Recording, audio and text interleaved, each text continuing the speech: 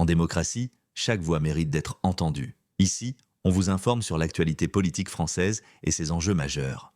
Le projet de loi de finances suscite de nombreuses interrogations. Avec un déficit prévu sous les 5% du PIB et des économies annoncées de plus de 40 milliards d'euros, le budget marque-t-il un tournant pour les finances publiques françaises ?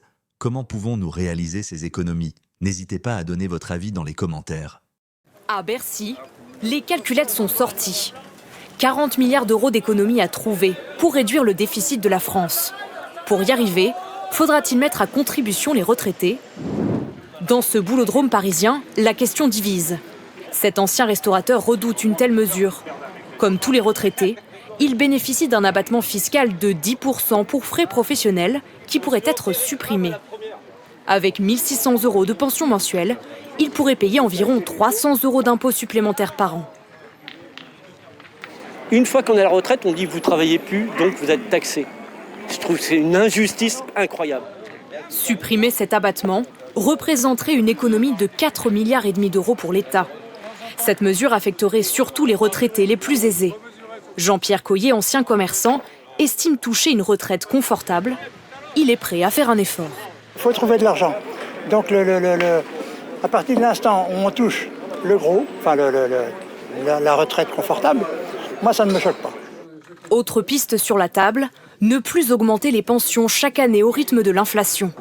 Une telle désindexation toucherait cette fois tous les retraités, sans distinction. Le fait de ne pas indexer les retraites, ça vous permettrait d'économiser aux alentours de 7 milliards d'euros. Donc beaucoup plus que ce que vous pouvez avoir avec la suppression des 10%.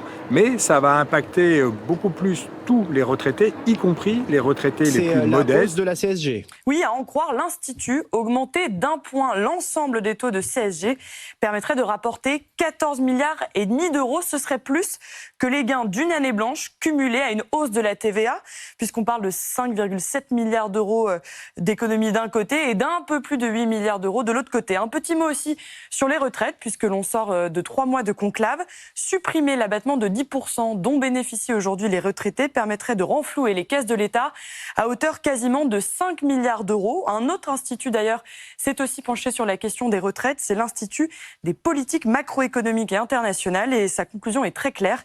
C'est un recul de l'âge légal qui serait le plus efficace pour résorber le déficit du système sans pénaliser l'économie française. On va reparler des gagnants et des perdants avec Nicolas Dos dans 5 minutes, mais que nous dit ces rapports ? Qui serait le plus pénalisé dans le budget 2026 ? Alors si l'on reprend la mesure la plus efficace, à savoir une hausse de la CSG, ce sont les 1% des plus aisés qui seraient les plus pénalisés avec une perte moyenne de niveau de vie de 1,31%. En revanche, dans le scénario d'une année blanche, ce sont les 50% de Français les plus pauvres qui seraient les plus désavantagés. Et puis concernant la TVA, son augmentation mettrait davantage à contribution les Français actifs, sauf si on décidait d'instaurer une TVA sociale qui pourrait permettre de revaloriser les revenus du travail. Vous payez plus d'impôts. Pendant ce temps-là, vous avez une école qui est en train de sombrer dans le burn-out, que vous allez à l'hôpital aux urgences, que vous pouvez patienter parfois 24 heures avant d'être pris en charge. Vos transports, ça régresse, c'est toujours en panne, vous êtes en retard. À un moment donné, vous dites, mais pourquoi je paye des impôts ? Quand on regarde la structuration de l'imposition en particulier, on se rend compte que la dynamique, elle est toujours davantage au service des hyper riches et des grands groupes économiques. Quand on a la flat tax qui est mise en œuvre par Emmanuel Macron, qui fait que quand on se paye en dividendes, ce qui est le cas maintenant, des gens qui sont très riches, ils ne se payent plus en salaire, ils se payent en dividendes. Et du coup, quand ils sont très riches, au lieu de payer 45% d'impôt, qui est la tranche supérieure de l'imposition, ils payent 30%, parce que c'est l'impôt unique forfaitaire. Donc ça, c'est totalement injuste. Quand on a proposé la taxe Zuckman, qui dit il faut aller chercher l'argent dans le patrimoine des ultra-riches parce qu'ils contournent l'impôt. Et simplement, en taxant à 2% le patrimoine de ceux qui ont plus de 100 millions d'euros, on peut faire entrer dans les caisses de l'État entre 15 et 25 milliards d'euros. Ça a été adopté à l'Assemblée nationale. Malheureusement, le Sénat, qui est toujours prompt à empêcher ce genre d'avancée sociale, pour l'instant s'y est opposé. Je vous donne un chiffre, si vous me le permettez, parce qu'il est ultra parlant. C'est l'Institut des politiques publiques, c'est pas moi, c'est très sérieux, qui dit quand on met justement les cotisations sociales, les taxes et l'impôt sur le revenu. Nous, en moyenne, la moyenne des Français, on paye 50% d'impôts sur le revenu, de cotisations et de taxes. Les milliardaires, les ultra-riches, eux, ils payent 27%. Donc s'il y a un problème aujourd'hui, il est d'abord de ce côté-là. Notre objectif, il est très clair. C'est de dire au gouvernement, on est prêt à s'engager sur un pacte budgétaire dans lequel il y a 100% d'économie, 0% d'augmentation d'impôts. Notre pays a le record des prélèvements obligatoires. Et donc la facilité, évidemment, ça va être de nous expliquer qu'en fait, il faut que tous les Français fassent des efforts et donc on augmente à nouveau les impôts. Nous, notre conviction, c'est que 100% des économies doivent être faites sur l'État, sur la lutte contre l'assistanat, sur la fraude sociale, mais aucune augmentation d'impôts.